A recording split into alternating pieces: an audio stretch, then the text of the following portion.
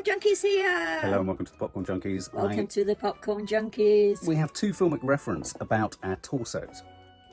Can anyone guess what that one is? Don't tell them, Mum. Okay. See if you can guess. Can you see Guess in the comments below. If you haven't, subscribe to this channel because we review most films that are out, even films that you would never even dream of seeing. Yeah. Big tentpole films, apart from Mario Brothers. Yeah. We review everything. Please subscribe because you can get more of her. So she's got that. Tell us what film reference that is, and I've got this. What's the film reference for that? This is a review of Evil Dead Rise. Oh, Rise, or Rises. This is what I want to ask you, Mum. Okay. As a librarian. Yes. Evil Dead Rise. That has to be an instruction. Evil Dead Rise. Is it The Evil Dead No, Rise? it's just Evil Dead Rise. Yeah. It's a clarion call. A call Evil to Dead arms. Rise, but Evil yes, Dead. there's no exclamation mark. Exclamation mark. Well, it's- Anyway, I think this is the fifth film in the franchise of films. Originally, The Evil Dead, Evil Dead 2, Army of Darkness, Evil Dead, and then Evil Dead Rise. We can't say the first ones of that without mentioning Sam Raimi. Sam Raimi? Raimi. Sam Raimi, I think it is. Sam Raimi? Yeah. Who obviously went on to direct things like the Spider-Man films and all that kind of Huge stuff. biggie Yeah. subs. Biggie eat-ups. A huge biggie subs. And this film, in fact, his credit on this is based on characters created by. He's reached that George Lucas status where he just sits and goes, this is a story. Before I ask you what you think, I had a huge affinity to the original Evil Dead film. Oh, I did. I thought it The was original. excellent. When was it out? 1981. And even Evil Dead 2, I think, was pretty good too. 1981. Obviously, Evil Dead, I talk a lot about this. The first Evil Dead film, The Evil Dead, edited by Ethan Coen, or Joel Coen, one of the Coen brothers. Well. It had an indie film sensibility to it. Yeah. And it was horror, and it was a cabin in the woods, first time we've had that sort of thing. As I remember it, the devils and the demons were all underneath the floorboards. It managed to pull off that really difficult thing of being scary. I mean, genuinely scary yeah. and funny. Yeah. And darkly sort of grisly comic. Which is quite an important combination. And if you think about the whole thing, the whole thing about Cabin in the Woods, I mean, that is the archetypal horror film setup. Isn't it? I mean, they then made a film actually called that, didn't they? But it's referred to time and time again. Well, that came originally from The Evil Dead. And for me, and it's interesting because there's a reason for mentioning this, the first shot in this film is a direct reference or homage to, I was thinking fromage when I say that, homage to the original film, which of course perfected the low to the ground, shaky cam that's rushing in on a building, suggesting a sort of spirit point of view, so an clever. incoming horror and malevolence. And the way they did it in the original film was really interesting. They had an enormously long plank of wood. Yes. They sat in a sort of makeshift kind of cradle, the camera on the wood. Yes. And the wonderful effect in the first film of the jangliness. So it would have been something that they now would try and remove from the shot. Yes. Was because due to the length of the wood bowing in the middle and hanging, as they blowing ran, it down. it did that with Fancy natural knowing suspension of the wood. Okay.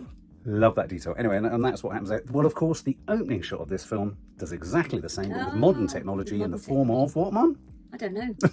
A drone shot. Oh, a drone, of course, it's a drone. So we're parked in the woods. Well, we're not parked in the woods. We're parked by a lake, aren't we? Yes, It's yes. another big horror trope. What is it with lakes, Mum? I don't know. Okay, well, that was an interesting line of inquiry, wasn't it? Fantastic.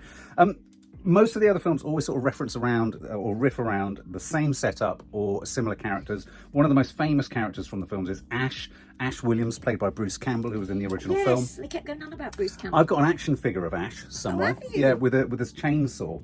There was a TV series which I never saw, and he became quite an emblematic, huge part of it. You'd almost probably have a badge of him on your top if you could. Oh, okay. So, Mum, what were your thoughts going into this? Had you seen the trailer? Were you excited? I was. I thought You're the going to make trailer coffee was. whilst you answer. I thought the trailer was pretty damn good. So did I. I thought it was. I look forward to it because the trailer was so good. Wow, I thought it was original. I thought it was back on form. The Evil Dead. Were you aware that it was off form? It certainly was. Okay, for those of you not watching but maybe listening, you might want to, I don't know, crash or something. What I was excited about was there was a colour palette. Yeah, the colour palette is There was a good. look. He used something like 1,700 gallons of blood in the making of this film. That's how much blood they got through. I'm making a film in which we need some blood, and I'm already having to talk to the visual effects makeup coordinator about where we get this blood. But Really? 1,700 gallons of blood is a serious amount of blood. But there is more. Let me just I mean, I don't want to be rushing ahead in this, but there is more blood in this film than I've ever seen in any film. Well, that's why it's ever. 1,700 gallons. It's big business, Mum. Yeah. It's a lot of gallons. I mean, it builds up as the film goes It builds on. up. It's a frenzy of bloodletting. Frenzy of blood. But no, so from the trailer, I got a sense of colour. I thought tone was good. I thought the grade looked nice. The grade. The characters looked good as well. That, you know, we weren't dealing with sort of, in a sense, the conventional suburban house. We were dealing with an apartment. We were dealing with quite a dark, green, grimy apartment. Possession. You know, woman coming out of bath, different voice, exorcist-like voice throwing. I like all that stuff. And really neat use of a spy hole in a door, which I thought was a really nice device. So I was really excited about that. Then we get into the film. First scene. Talk us into the scene. How does the film start, Mum? The lake. The lake. The story of the lake with the drone. With the drone, Mum. Well, that's how it starts, with a drone and a girl in a lake, and she gets scalped. Yeah, and I you can live if you get scalped. Well, as this film proves. Yes, yeah. Yeah, no, there's I thought, very interesting moment. We're not really given any context. There's three youngsters. They're on some kind of trip. It's classic America, outdoors, you know, big outdoors. So they're all staying there. And we have, I thought, a really powerful opening scene where a friend has come into the cabin, essentially, and her friend is on the bed, unresponsive, facing away. Lying away from, yes, exactly. She's groaning, there's weird sounds. I think you hear a fly. She doesn't look too good. Even from behind you can tell she's seen better times, better days. And they're making, the girl that comes in from the lake is making sort of, I mean, only funnily, but derogatory comments about the bloke. He's a big beefcake. He's a bit of an idiot with his drone. Yeah, which is ha ha ha. And then all sorts of vomit happens and head swirling almost, off. and she falls off and she's not well. And so what I'm saying is this kicks off with an enigma. When I come to a horror film, I'm looking for lots of things when I'm ticking, like an Ofsted reporter. I'm going to give it more than one word though. Like an Ofsted reporter, I have lots of boxes that I want to tick, and I want to see something gruesome that I haven't really seen before. Yeah. And I think, oh, nice. Pretty much. So right at the beginning, I had a big tick. Yeah, big tick for I thought, not only have we seen the scalped head, but we've seen said flap of scalp. We have. Both on the head and off the head. Landing on the with a squelch. jetty, yeah. But beyond that, for a second tick in another box, is we see said scalped head of said scalpee still walking and talking. Exactly. Which is something I've always wondered. I know, and me, I've wondered that. Well, the whole audience was wondering. Well, I thought it did something very clever then, because then we cut. Well, that was a flash forward, actually, because then we flash back a day. Yeah, we didn't know that. Now, this bit I didn't understand. Why did we flash back to a completely different set of characters in a completely different place? I don't know, except that in the long run of coming right back to the beginning... Yes. Wasn't it the same set of characters? No, it wasn't. No, different set of characters going to the same... They were heading off. Yeah, they were. Someone clarify. I lost that. One of the things I will have to say is I think I was a bit disappointed, if I'm honest, that this wasn't embedded in either the same location or the same setting, actually, as the other films. I thought we were going to get a reboot with all of the cleverness that I saw in the trailer, and we were going to sort of stay quite close to, weirdly, the source material. I didn't want it to move too far. But actually what we have here is a completely different setup, isn't it? We have a setup of a sort of siblings and a sort of hippie kind of... She's a tattooist, the new main character, isn't she? I missed the fact that she was a tattooist. Well, she had blood, she was kind of mixing all the paints. It was a good moment because she was dyeing her head. Do you see what they did there, though? Because you thought, was she scalped? Yes. Was she the scalpee I grown don't up know, another but day? She's certainly got a red head. What can we just say for a moment? What a remarkable face she's got. A weird face, isn't she? Alyssa Sutherland. So then we come. Okay, so we come to this house. It's in a. The interior is a little bit like the Chelsea Hotel. Yeah, it's. Your yeses and nos are really demonstrative today. Yes. It's a tenement block. That's the word I was looking for. They're hippies. I'll tell you what it reminded me of. It made me think these are a bunch of people about to go to Extinction Rebellion. We've got a girl, we've got a gender fluid child, and we've got a young daughter girl. I like the fact that we were given a sort of, as they say, a sort of bohemian family structure. It wasn't your conventional suburban sort of thing. You often have a sort of heterosexual couple moving into a house, don't you? Or you normally have 4 or 5 dissolute teenagers. Yeah, like the boy in the first scene. Yeah, exactly. You know, as soon as you smoke a spliff or touch your penis, you're dead. Or if you have to try and have sex, and that's it. It's over. It's over. But this was different. I thought, so we're placing the horror in a very different place. Very unairy, which for me was a bit. Again, I was thrown by that because I think one of the things about The Evil Dead I really liked is the whole wood and the forest and the centre of the wood. and what lies beneath the cabin. And so I like that though. I like the sort of shininess of the if not furniture exactly, but of the walls around them, and the fact that you really did feel you were in somewhere. I mean, I've been in places like that. Yeah. And I mean, I thought that was well conveyed actually. Yeah, I mean, it was pretty grim in the corridors, Yeah, wasn't it? it was I mean, good. you know, Yeah. you know, obviously, The housing lift that everybody association kept needs saying, to do a don't bit go of in work, don't that go in the lift, lift. and everybody goes and gets in the Absolutely. lift. And then we had this curious moment where I had sort of, I'd been distracted actually by a really annoying fire exit light on my right. Oh, okay. And I looked back and it turned into a scene from San Andreas where we had this enormous earthquake going on. Where did the earthquake come from? Which then for me, I was thinking, okay, so we must be in LA somewhere. We've got to be in some sort of on the San Andreas Yeah, fault or something, you know. true. So I thought, okay, but then the earthquake was in a sense, the reason for them unearthing this odd sort of antechamber in which they find all these odd sort of books and Magical devil. bits and devils and sort of stuff. Yeah, records, turns vinyl, out. absolutely, all this kind of stuff. A sort of repository, literally, of kind of old, ancient, antiquated, kind of sinister stuff. Yeah, because the earthquake opens up a fissure underneath them, which becomes another fissure, which is like a subterranean, almost vault or Crypt. library, crypt. Exactly, Yeah. exactly. And I actually thought I was wrong-footed completely because I thought that was the beginning of the Evil Dead coming up rather than them going down. I thought what caused that shaking and everything was something coming for them, not them. Oh, you thought the earthquake was? Oh, I see. Yeah, I didn't know what the maybe earthquake it was trying to be clever and sort of make us think. The earthquake was a curious narrative device to access everything, and so I found it a bit weak, if I'm honest. Anyway, they go in there, they find this book that's in the trailer that has these remarkably vicious piranha-like teeth on it. They find these records. So it's difficult even to open. I was getting Goonies vibes at this point. Yeah. Were you? Well, I certainly wasn't getting frightening vibes No, at all. no, not at all. And right down to when I saw the prop of the book with the teeth, and one of the characters bleeds on it. It and just wasn't very good. No, and this triggered it all. Evil Dead fans, surely, if there's anyone there who's as much of an original Evil Dead aficionado as I am, I thought it was a bit weak. And also the whole idea, I mean, once we knew, okay, it got teeth round it, teeth which caused bleeding, but you almost one's heart sinks as you see it's a book, because you know it's going to be full of devils. You know that the book's going to start writing itself. Very and all true. of this, and you sort of think, oh no, you shouldn't be using that as a device. Didn't you feel that? Yeah, I did. It felt like it was a weak trope. It was a weak trope, exactly, and I thought maybe, oh yeah, but then when I saw the records, the vinyl, I thought, I got my hopes up. And my hopes went up, Mark. Same. Both our hopes went up. Our hopes went right up, Mum. But then did they go crashing? Crashing down. They came crashing down quite quickly. Some of the best moments in this film were actually all in the trailer. So, for example, It's so true. at the point that obviously they go through the book, we don't want to do a blow-by-blow account, but you know, they unleash the beasts, the demons come and all that kind of stuff. Possessions left, right, and centre, principally around the mother figure. I'm not quite sure why it was the mother figure. But Why never mind. exactly why? So at the point where we have this sort of gear change of malevolence within family, which is always a lovely horror thing, isn't it? Oh, I'm safe with my mum, I'm safe with my dad. No, you're not. They're the fucking monster. Yeah. Is when she's cracking the eggs. I thought there was some neat little one-liners like, "Mum, are you feeling a bit ill?" Yeah, yeah. I felt this needed a stronger scriptwriter. It did. Well, they had some quite sort of we've talked about the mother's sort of strange face, which was good.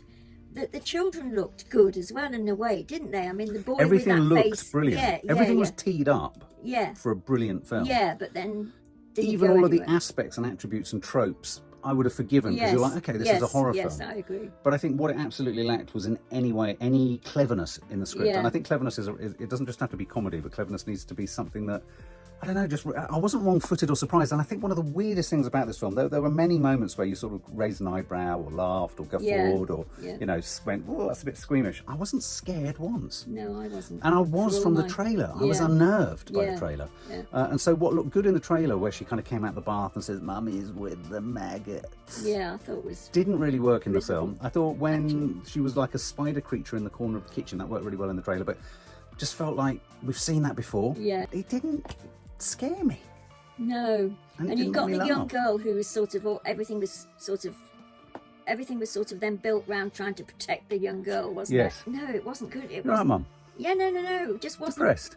No, it just wasn't good enough. I like films that riff on or use real props that feel like you're you know, the set design and the production designer have gone to great lengths, like in Stranger Things, to sort of get that analog feel. Yeah. And I thought they'd done a good job with that in this. I thought the set design was great. I thought the production design was great. I agree. I thought, you know, like, so when you were listening to vinyl and the analog music coming out the speakers, that all felt very real. Yeah. I thought all of the I mean, it's a weird thing to home in on, but I thought all the props, like the tattoos, the stuff of the flat and the rooms, I thought were really good. Yeah. But then when it got into kind of, you know, the evil music being played in rewind, which, let's face it, we've done rewound voice Since The Exorcist. well, the Beatles did it on one of their songs, didn't they? I mean, since the original Exorcist, absolutely.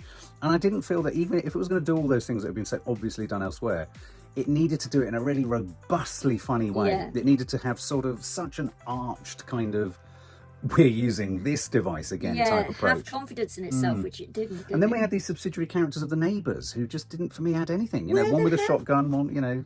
Yeah, I mean, I was pleased when he first came out with a shotgun because I couldn't think of a way of stopping anybody. But then they just faded into nothing. No. Then we had this curious moment, which seems to be another sort of tried and tested trope with no irony, which is a sort of an amorphous mass of all the bodies of everyone at the end. That was the weakest thing of all. Running towards her in the car park. The weakest thing of all. The fact that they'd gone down to the car park in this lift. Yeah. Or not in the lift, I can't even remember. Well, and there was one big reference out, wasn't there? Which, again, this was in the trailer, all the best bits were in the trailer. One big reference out to The Shining. Yeah. You know, the lift's open, so much blood comes out, it's ludicrous and all that kind of stuff. Which it really was a lot of blood. Yeah. I thought it could have done a bit more. I mean, it lent a lot for that sort of extended sequence of looking through the spy hole. Yeah, as which she is was a good trope. Yeah, it's a good trope, and I think sticking with it was good. You know, but again, it's really weird. Every time they hit upon something strong, they'd almost hamstring the drama. So, for example, she's, you know, monstrous possessed mum is looking through spy hole. Don't let me in, mummy is back, you know, all this kind of stuff. And then they actually let the girl open the door. So once her arm comes around the door, she's suddenly not as sinister because she's actually now just an arm around the door that we've got to get rid of. Yeah. And so you had there were a couple of funny moments where she got shot and she flew off, didn't she, at one point? And then she went off to get them. But very good line here that's picked up by one of the reviewers, which I don't remember, but it's a great line. I wish I could cut you open and climb inside your body so we could stay one happy family. Yeah, no. Good line. Good line. But I think a line like that would be even better and stronger if it was embedded within a film that was giving you all of that thematically. Yeah. And I actually think that all I found myself feeling, I don't know about you, by the end of this, was there was a lot I kept wanting to like about it. Yeah, and me. And it kept beginning to take me there. Yeah. And then I just found myself thinking, I must go and watch Evil Dead when I get home. Yeah. The little girl says, you'll make a good mother, doesn't she? Because the sister, of course, is pregnant. Yeah. Now, we were given that information in the first 5 minutes, more or less. Yes. I was waiting for them to do something with that. I mean, possibly something unspeakable, because after all, it is the Evil Dead. Not only was it not unspeakable, it wasn't even hard. But doesn't she leave the film still pregnant, Mum? Yes, but I mean, you know, Evil Dead Rises. Oh. Not Evil Dead Rise, Evil Dead Rises. Oh, Rises. They needed less going on and more sort of build. And I thought they also really hamstrung themselves by actually giving us the most efficiently scary and shocking moment right at the beginning of the film. I thought that was highly efficient, and it was a good beginning, but you know, we were thinking it's just the beginning. Well, precisely, but then it never really got back to that level of, and that wasn't just about gore. It didn't get back to that level of, especially as she then floated out of the water and the Evil Dead. I thought, this is, you know, and it was like the sound. I was thinking, Mandy, this is 70s cheap sort of exploitation horror filmmaking, and then it just got it was just a bit ordinary. Was there a chainsaw anywhere? There was a chainsaw, and a chainsaw is a massive motif, isn't it? It's a motif from the first films. It's Ash's. Where did the chainsaw come from in the beginning? Wasn't it Texas Chainsaw Massacre? Well, the first. I think it's the first one which named it as a kind of key sort of asset to its origin. That's Leatherface. There'll have been people at Evil Dead screenings screaming with joy when the chainsaw was lifted, and of course the infamous moment where in the hallway, one of the characters who's killed's eyeball flies out and into the mouth of the guy. That's what happens in, I think, Evil Dead 1 or Evil Dead 2. Yeah. As they're pushing the head of a zombie or a demon in the trapdoor, she's got the eye flies out of her mouth and flies out of her head and goes into someone's mouth. Which I thought that stuck with me for years. Yeah. And I think if this was your first experience with Evil Dead, I don't think it would, because times have changed, Mum. No, we had a group of young people behind us. Did you notice? They were about 30-something. They weren't that young. No. But what I mean is they were ready to wanted to laugh. They didn't say a word. No, but they didn't laugh. It's sadly one of those films where you are watching it thinking, when are we going to get to that moment that I saw in the trailer? Yeah. And when you get to them, they're very good. Yeah, you're but they're right moments. about the script as well. I mean, the little girls, that's what I was going to say about the aunt. The little girl says to her, doesn't she, "You'll be a good mum, you know how to lie to children." Great line. It is a great line, but Yeah. it was sort of lost. Yeah. And suddenly it wasn't that great a line. No. I mean, almost every line that should have been good wasn't. Yeah. So we sound as if we're sort of doing it down, but it was a bit of a disappointment. It was a bit of a disappointment. I think they made a fatal error.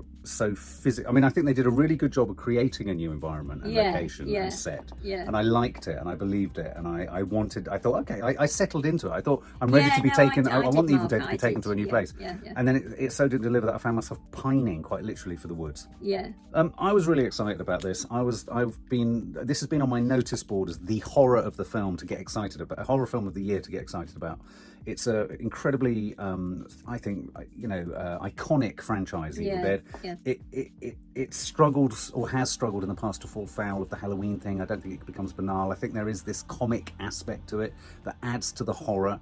But I think what this film kind of showed up to me was how it was perhaps very much a thing of a moment in time back there. Yeah. And that everything that it did for the first time back then is so now de rigueur. Yeah. That to even emulate just the eye popping and the, there was nothing particularly original about this film. I really liked the opening. The acting, I mean, we haven't talked generally about it. I wasn't overly smitten with the performances. No, I thought they were okay. Yeah, only okay. But also, if you add to the fact that they were only okay to a script that wasn't that good, No. what are we watching in No, fact? so there were 4 or 5 great moments. I'm not suggesting that The horror film girl had... was good. Yeah, she was. I'm not suggesting horror films need to have some sort of deep psychoanalytical aspect to them. Yeah. But I think they are helped sometimes if there's other stuff going on other than just what is incoming with a sharp blade that's going to do something. I think she looked great, the mum. She was horrific. She was scary. The voice was good. As I say, the scenes with the eggs were good. The bath, good. But it just didn't engage me. It didn't scare me. It didn't entertain me as much as I was hoping to be entertained. And so I actually found it feeling slightly long by the end of 90 minutes. I thought, well, I've done it all. And her kicking the head of her sister into the grinder at the end with some kind of sibling rivalry nudge. Yes. I didn't even, I felt they could have maybe upped the sibling rivalry thing or something. Yeah. It was almost like they introduced a sister who was pregnant. I mean, hello. And then completely forgot about that character altogether. Yeah, well, I think they definitely got the pregnancy is definitely there for a follow-up, and they are planning more films in the franchise. It's trending incredibly well on Rotten Tomatoes, so a lot of people are obviously really liking it. I do worry that I think that perhaps what everyone's liking about it is what I went in to like about it, which is nostalgia and a desire for a once good franchise to have been brought back from the bowels of death. And I think something similar happened with the first reboot of Halloween, where everyone got excited and then it just dribbled away. My worry is that this will dribble away quite quickly too. So lots of blood, but still by the end of it didn't feel 1,700 gallons worth of blood had come my way. Well, no. Apart from actually obviously with the lift and all that. So if I was to score this, if I'm honest, I was disappointed. And I didn't want to be. I would give this 58. Okay. I was just deep in my head thinking, I wonder if you'll give me the same as I would give.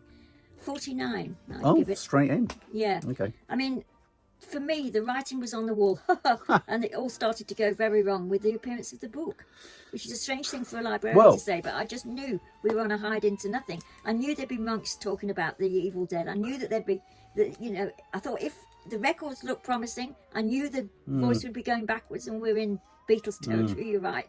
That is no longer remotely frightening. And I think a lot of these films depend on however pedestrian the setup is or the conceit. Yeah. We've moved to a house, it was haunted by such and such, and often most of the script sort of just does the telling of that. Yeah. You've got to be invested in it. Yeah. And in this I wasn't invested in whatever the backstory was. I didn't care who the priests were, I didn't care where the book came from. No. And really, I have to be honest, when the blood hit the book and the book kind of went like that, I felt Jumanji rather than I felt scary. Yeah. So 49. 49. Well, there you go, guys. I'd say still go and see it. Yeah. It's a Friday night thing, but it didn't, like Megan entertained me more. Yeah, there was no laugh out loud moments, which I was expecting. You can't just show a book and say that those teeth look like anything other than... Just look like a prop. Anyway, tell us what you think. What have we missed? What did you like about it?